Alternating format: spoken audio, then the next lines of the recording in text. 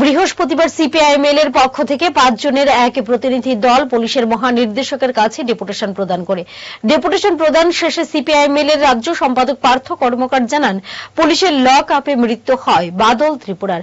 এই ঘটনায় পরিবারের সন্দেহ তাকে অত্যাচার করে মারা হয়েছে, কিন্তু পুলিশ এখনো পর্যন্ত চার্জশিট জমা দেয়নি।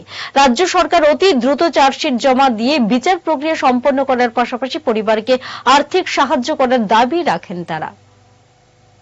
বাজার পুলিশ স্টেশনে গত অক্টোবর মাসে 13 তারিখ অ্যারেস্ট হয়েছিল বাদল ত্রিপুরা এবং 17 তারিখ তার মৃত্যু হয়। তার বাবার যে অভিযোগ ছিল যে পুলিশ লকআপে ডিটেনশন থাকার সময় পুলিশের অত্যাচারেই তার মৃত্যু হয় এবং সেই মোতাবেক পুলিশ কর্মী একজন এসআই সহ তারা গ্রেপ্তার হয় এবং তারা এখনো জেলে আছে। এখন আমরা যে আজকে যে বিষয়টা তুলতে চেয়েছি সেটা হচ্ছে মূলত যে 3 মাস 12 দিন অতিক্রান্ত, কিন্তু এখনো চার্জশিট দেওয়া হয় নাই। উচ্চ পর্যায়ে তদন্তের জন্য ক্রাইম ব্রাঞ্চের হাতে তদন্তভার অর্পণ করা হয়েছে, কিন্তু দেখা গেল যে 3 মাস 12 দিন অতিক্রান্ত হওয়ার পরেও এখনো চার্জশিট দেওয়া হয়। প্রেমের মরশুমে স্বর্ণকমল জুয়েলার্সের নিবেদন শুধু তোমারই জন্য।